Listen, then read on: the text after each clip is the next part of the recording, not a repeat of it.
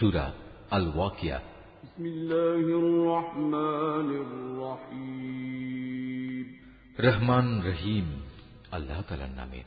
ইযা ওয়াকাতিল ওয়াকিআহ লাইসা লিওয়াকাতিহা কাযিবাহ খাফিদাতুর রাফিআহ ইযা রুজ্জাতিল আরদু রাজ্জা ওয়া বুসসাতিল জিবালু বাসসা فكانت هباء منبثا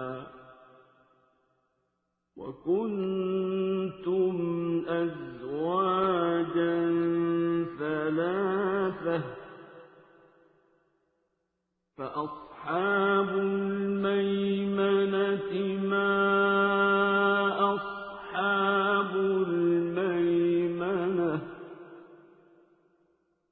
وأصحاب المشأمة ما أصحاب المشأمة والسابقون السابقون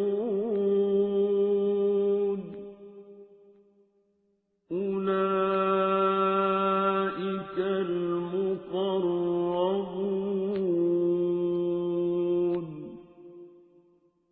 في جنات النعيم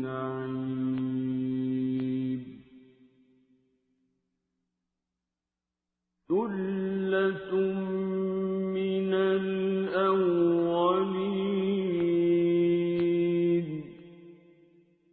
وقليل من الآخرين। যখন কিয়ামতের অবশ্যম্ভাবী ঘটনাটি সংঘটিত হবে তখন কেউই তার অস্বীকারী থাকবে না। এই ঘটনাটি হবে কারো মর্যাদা ভুলুণ্ঠনকারী আর কারো মর্যাদা সমুন্নতকারী। পৃথিবী যখন প্রবল কম্পনে কম্পিত হবে, পর্বতমালা সম্পূর্ণরূপে চূর্ণ বিচূর্ণ করে দেয়া হবে, অতঃপর তা বিক্ষিপ্ত ধুলাবালিতে পরিণত হয়ে যাবে আর তোমরা 3 ভাগে ভাগ হয়ে যাবে। প্রথমত হবে ডান দিকের দল। জানো এই ডান দিকের দলটি কত সৌভাগ্যবান। দ্বিতীয়ত হবে বাম দিকের দল, আরে বাম দিকের দলটি কত হতভাগা। তৃতীয়ত হবে অগ্রবর্তী ঈমান আনয়নকারী দল।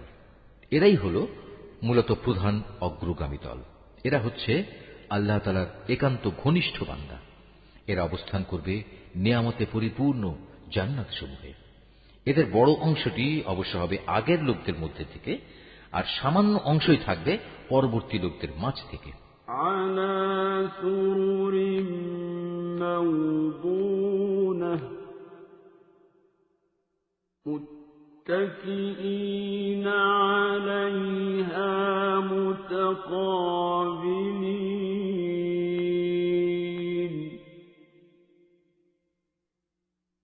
ইয়াতুফু আলাইহিম উইলদানুম মুখাল্লাদুন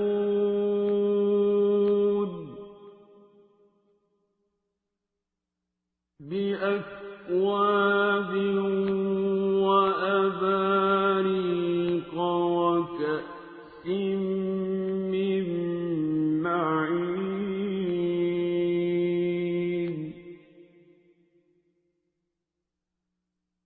لا يصدعون عنها ولا ينزفون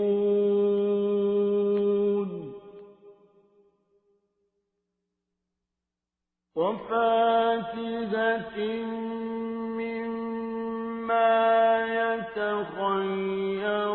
يتخيرون ولحم طير مما يشتهون وحور عين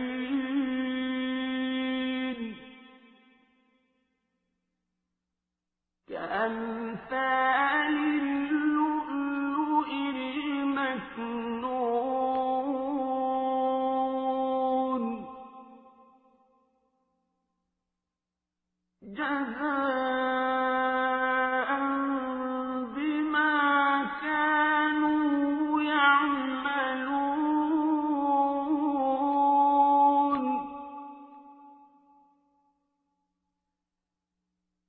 لا يسمعون فيها لغوا ولا تأثيما إلا قيلا سلاما سلاما وأصحاب اليمين ما أصحاب اليمين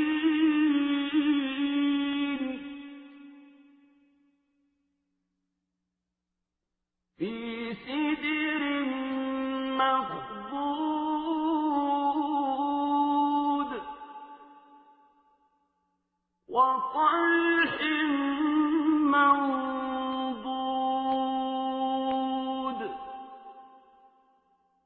وظل ممدود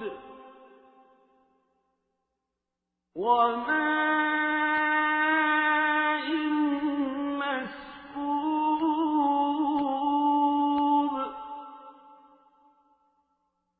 وفاكهة كثيرة لا مقطوعة ولا ممنوعة وفرش مرفوعة তারা থাকবে স্বর্ণখচিত আসনের উপর, তার উপর একে অপরের মুখোমুখি আসনে হেলান দিয়ে বসবে। তাদের চারপাশে তাদের সেবার জন্য চিরকিশোরদের একটি দল ঘুরতে থাকবে। পানপাত্র ও প্রবহমান সুরা ভর্তি পেয়ালা নিয়ে এরা হাজির হবে। সেই সুরা পান করার কারণে তাদের কোনো শির পীড়া হবে না, তারা কোন রকম নেশাগ্রস্তও হবে না। সেখানে আরো থাকবে তাদের নিজ নিজ পছন্দ মতো বেছে নেওয়া ফলমূল, থাকবে তাদের মনের চাহিদা মোতাবেক রকমারি পাখির গোশত। সেবার জন্য মজুদ থাকবে সুন্দরী সুনয়না তরুণী দল, তারা যেন এক একটি সযত্নে ঢেকে রাখা মুক্তা। এর সবকিছুই হচ্ছে তাদের সেই কাজের পুরস্কার যা তারা দুনিয়ায় করে এসেছে। সেখানে তারা কোনো অর্থহীন প্রলাপ বা কথাবার্তা শুনতে পাবে না। সেখানে বলা হবে শুধু শান্তি, নিরবচ্ছিন্ন শান্তি। অতঃপর আসবে ডান পাশের লোক। আর কারাই ডান পাশের লোক? তারা অবস্থান করবে এমন এক উদ্যানে যেখানে থাকবে শুধু কাঁটাবিহীন বরই গাছ, থাকবে কাঁদি কাঁদি কলা, যার মনোরম ছায়া দূর দূরান্ত পর্যন্ত সম্প্রসারিত হবে। আর থাকবে প্রবহমান ঝর্ণাধারার পানি, পর্যাপ্ত পরিমাণ ফলমূল, এমন সব ফল যার সরবরাহ কখনো নিঃশেষ হবে না এবং যার ব্যবহার কখনো নিষিদ্ধও করা হবে না। আর থাকবে উঁচু উঁচু বিছানা।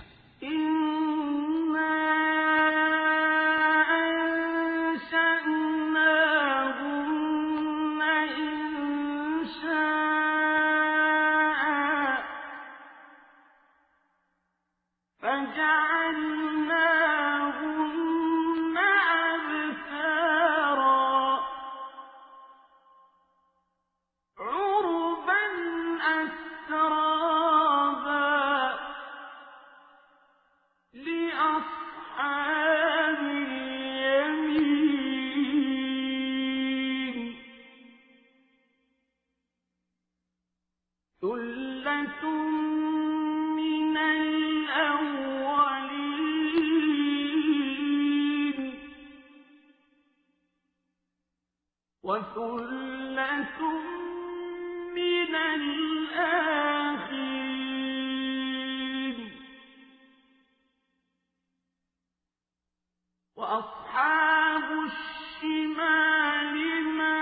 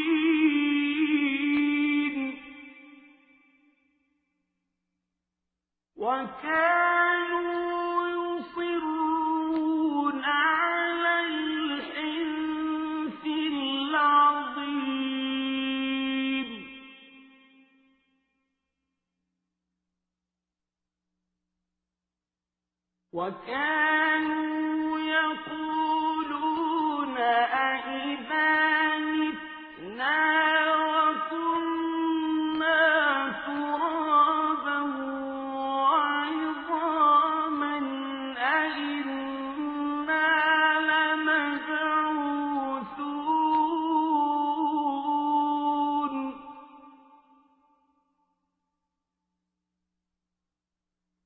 أَوَآبَاؤُنَا الْأَوَّلُونَ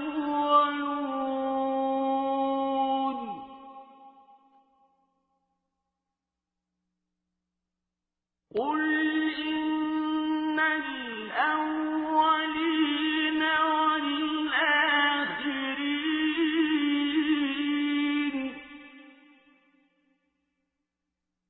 لَمَجْمُوعُونَ إِلَىٰ مِيقَاتِ يَوْمٍ مَّعْلُومٍ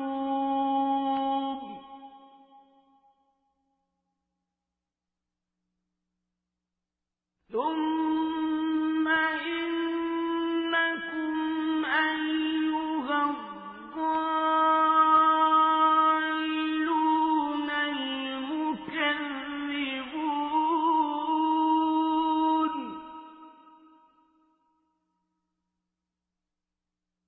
لَآكِلُونَ مِن شَجَرٍ مِّن زَقُّومٍ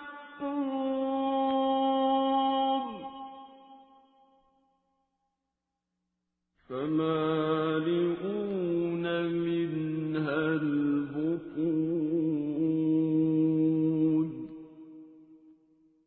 فَشَارِبُونَ عَلَيْهِ مِنَ الْحَمِيمِ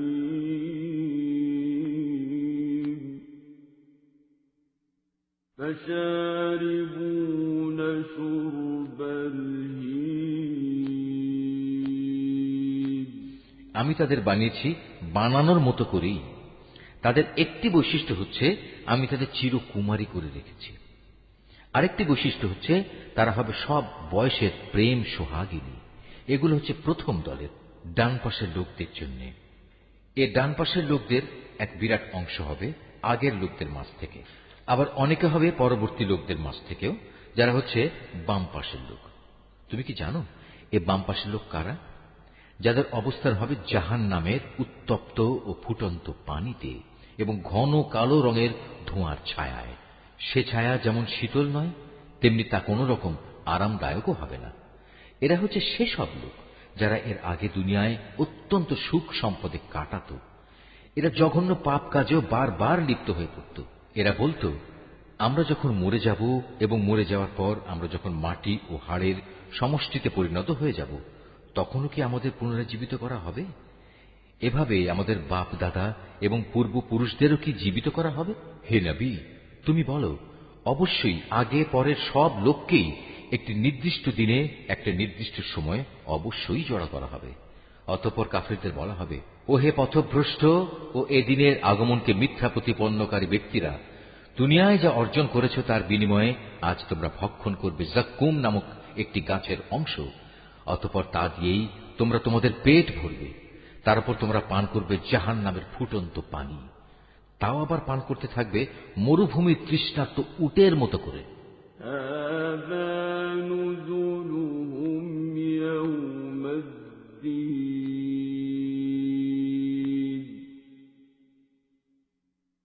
نحن خلقناكم فلولا تصدقون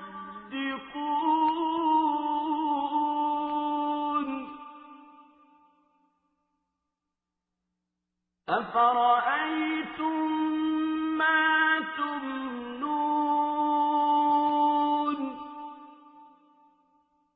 أأنتم تخلقونه أم نحن الخالقون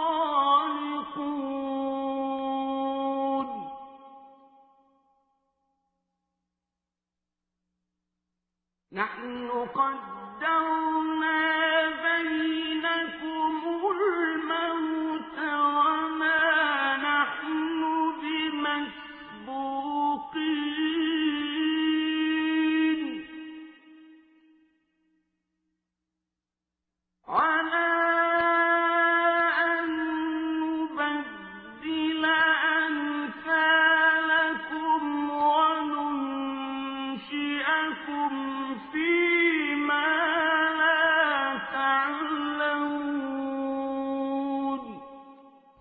এ হবে কিয়ামতে তাদের যথার্থ মেহমানদারি।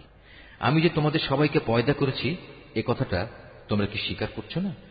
তোমরা যে নারী দেহের একটি ভাণ্ডে এক বিন্দু বীর্যপাত করো সে সম্পর্কে কখনো কি ভেবে দেখেছ? বলতো, তাকে কি তোমরা পূর্ণাঙ্গ মানুষ বানিয়ে দাও, না আমি তার স্রষ্টা? তোমাদের মাঝে সবার মৃত্যু আমি নির্ধারণ করি এবং আমি এ ব্যাপারে মোটেই অক্ষম নই যে তোমাদের বদলে তোমাদের মতোই আর এক দল মানুষ বানিয়ে দেব এবং প্রয়োজনে তোমাদেরই আবার এমন ভাবে তৈরি করব যে কিছুই তোমরা জানতে পারবে না।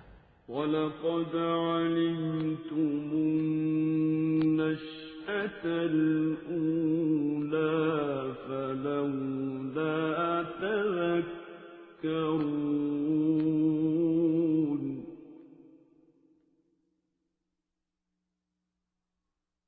أَفَرَأَيْتُم مَّا تَحْرُثُونَ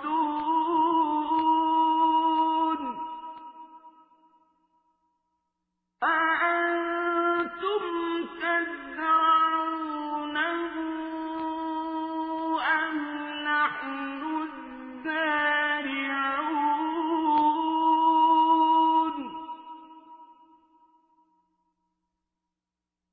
لَوْ نَشَاءُ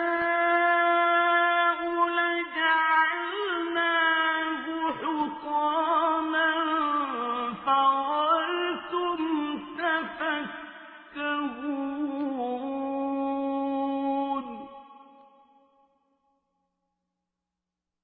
إِنَّا لَمُغْرَمُونَ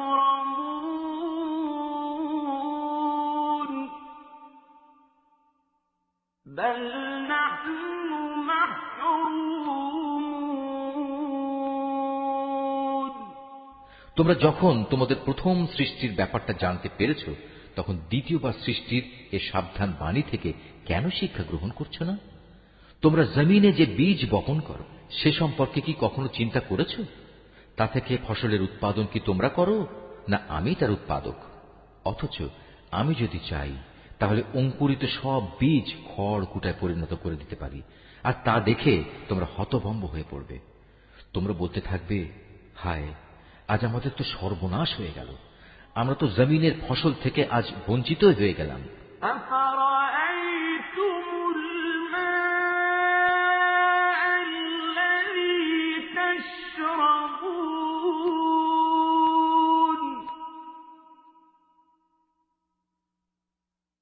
أَأَنتُمْ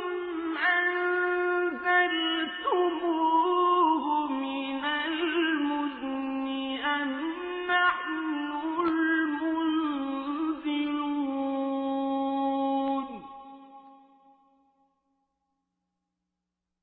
لَوْ نَشَاءُ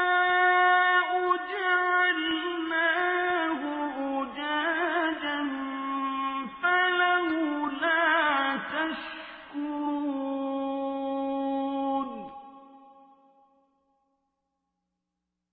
أَفَرَأَيْتُمُ النَّارَ الَّتِي تُورُونَ أَأَنتُمْ أَنشَأْتُمْ شَجَرَتَهَا أَمْ نَحْنُ الْمُنشِئُونَ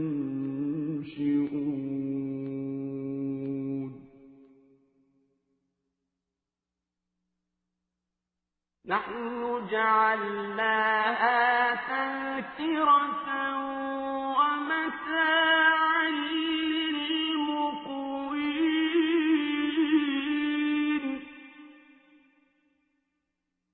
فَسَبِّحْ بِاسْمِ رَبِّكَ الْعَظِيمِ কখনো কি তোমরা সেই পানি সম্বন্ধে চিন্তা করে দেখেছ যা তোমরা নিত্য পান করো? বলতে পারো, আকাশের মেঘমালা থেকে এ পানি কি তোমরা বর্ষণ করো, না আমি এর বর্ষণকারী? অথচ আমি চাইলে এ সুপেয় পানি লবণাক্ত করে দিতে পারি।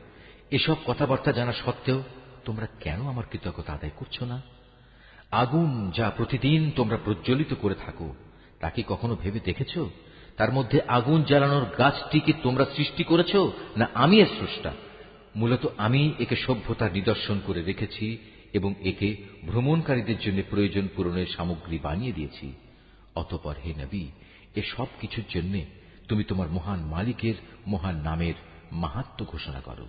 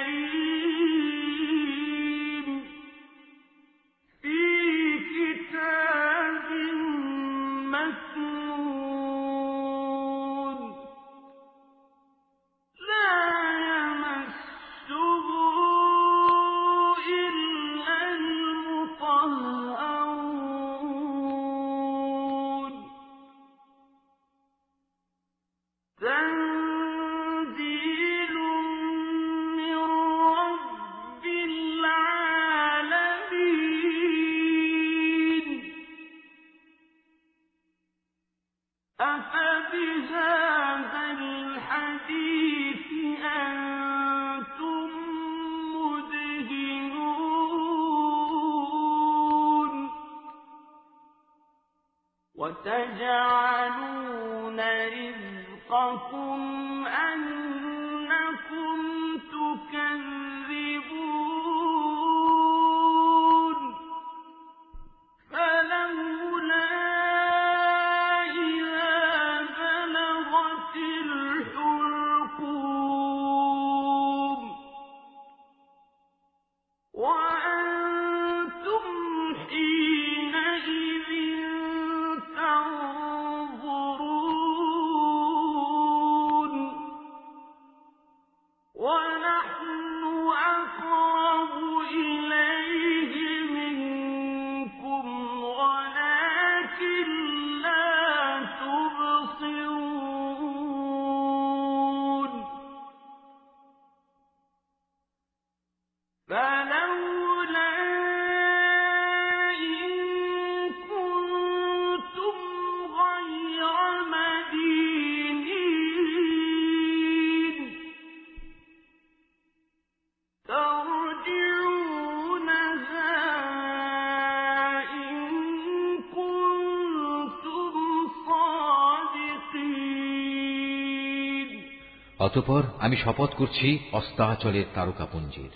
সত্যি আমার গোটা সৃষ্টি নৈপুণ্যের আলোকে এ হচ্ছে এক মহান শপথ। যদি তোমরা জানতে, অবশ্যই কোরআন এক মহামর্যাদাবান গ্রন্থ। এটি লিপিবদ্ধ রয়েছে একটি সযত্নে রক্ষিত গ্রন্থে। পূত পবিত্র ব্যতি রেখে তাকে স্পর্শও করতে পারে না, কেননা তা নাজিল করা হয়েছে সৃষ্টিকুলের মালিক আল্লাহ তাআলার কাছ থেকে। এ সত্ত্বেও তোমরা এই গ্রন্থের আনিত বাণীকে সাধারণ কথাই মনে করতে থাকবে এবং মিথ্যা প্রতিপন্ন করাটাকেই তোমরা তোমাদের জীবিকা আহরণের মাধ্যমে বানিয়ে নেবে। হ্যাঁ, যখন কোনো মানুষের প্রাণ তার কণ্ঠ নাড়িতে এসে পৌঁছে যায়, তখন কেন তোমরা অসহায়ের মতো তাকিয়ে থাকো? এ সময় তো বরং তোমাদের চাইতে আমি সেই মুমূর্ষু ব্যক্তির বেশি কাছে থাকি, কিন্তু তোমরা এর কিছুই দেখতে পাও না। তোমরা যদি এমন অক্ষম নাই হও, তোমরা যদি তোমাদের ক্ষমতার দাবিতে সত্যবাদী হও, তাহলে কেন সেই বেরিয়ে যাওয়া প্রাণ পুনরায় তার দেহে ফিরিয়ে আনো না? فأما إن كان من المقربين فروح وريحان وجنة نعيم وأما إن كان من أصحاب اليمين فسلام لك من أصحاب اليمين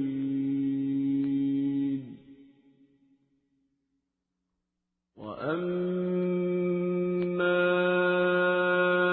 إن كان من